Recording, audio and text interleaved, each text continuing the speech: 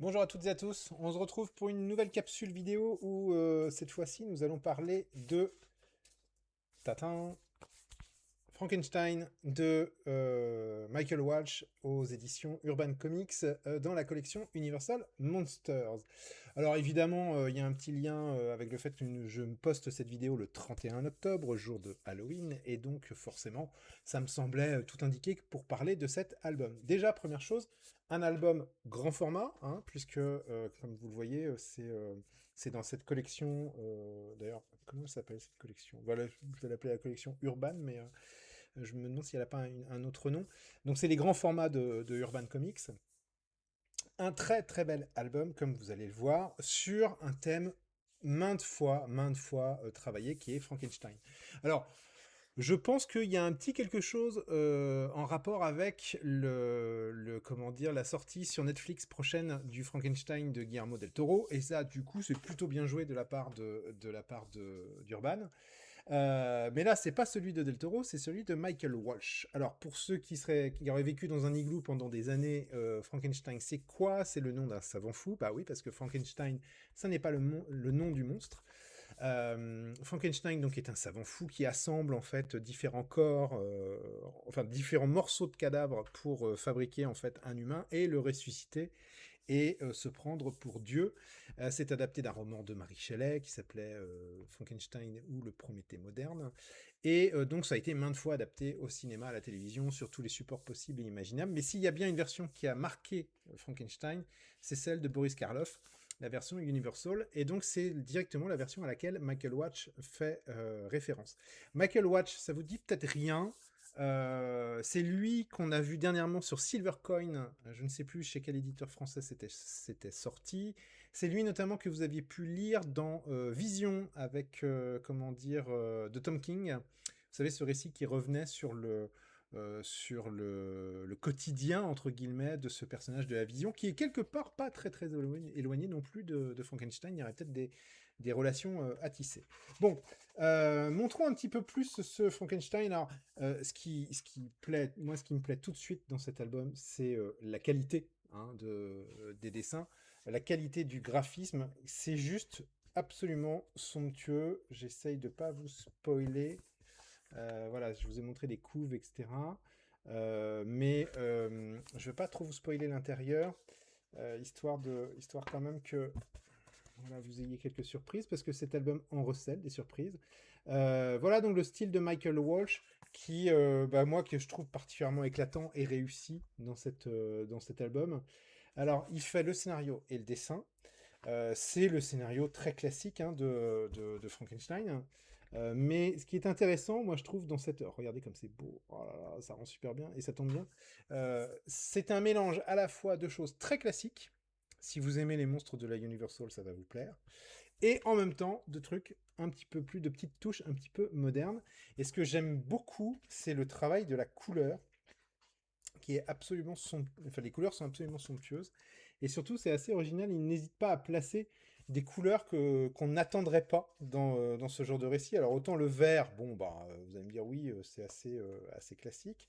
Autant un rose pâle comme ça, c'est pas forcément le genre de couleur qu'on pourrait trouver dans un récit horrifique. Ici, nous suivons en fait non pas Frankenstein, non pas le monstre de Frankenstein, mais nous suivons Paul, ce petit garçon, qui cherche à comprendre un petit peu plus qui est son père. Et son père, c'est Frankenstein et le savant fou.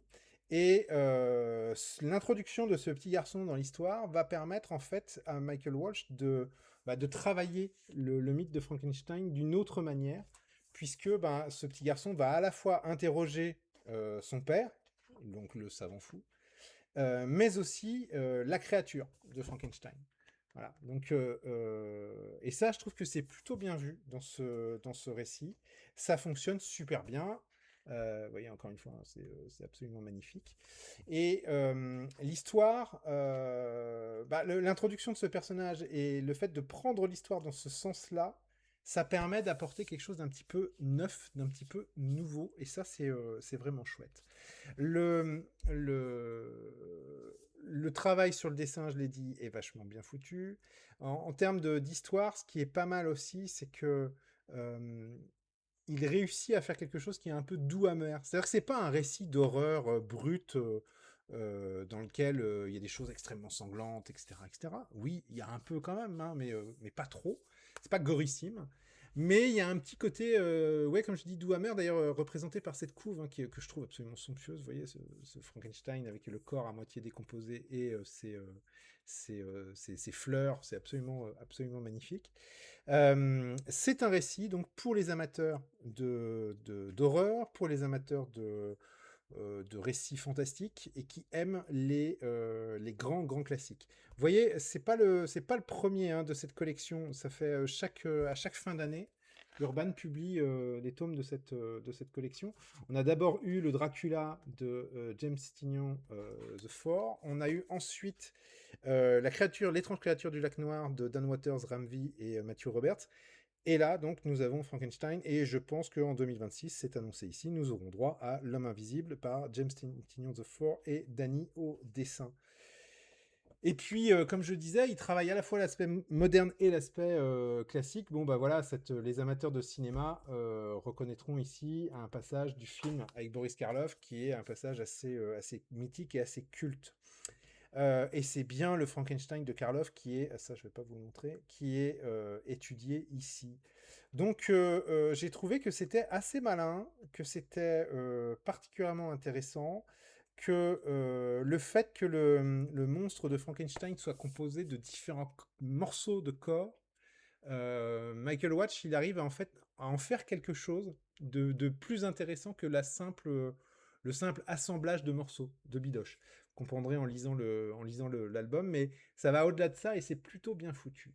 Moi, c'est un album que j'attendais pas énormément, pour tout vous dire. J'avais été assez déçu par les deux précédents. Pourtant, j'adore hein, les monstres de la Universal. J'adore de manière générale le cinéma fantastique et le cinéma d'épouvante. Mais j'avais été un peu déçu par le Dracula et par la créature du lac noir. Là, celui-là, à mon avis, c'est le meilleur de la série pour l'instant. On attendra de voir l'homme invisible. Donc, c'est pas pour tout le monde, évidemment. Si vous n'êtes pas féru de Dracula, si les monstres de la Hammer, les monstres de la Hammer ou de la Universal, je sais plus. Euh, Ouais, c'est plus de la Universal.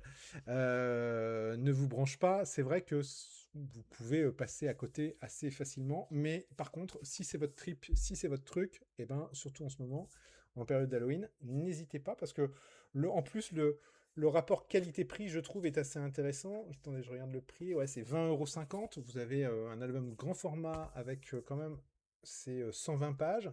Bon, ben, ça se tient, ça se défend. Voilà, c'est plutôt chouette.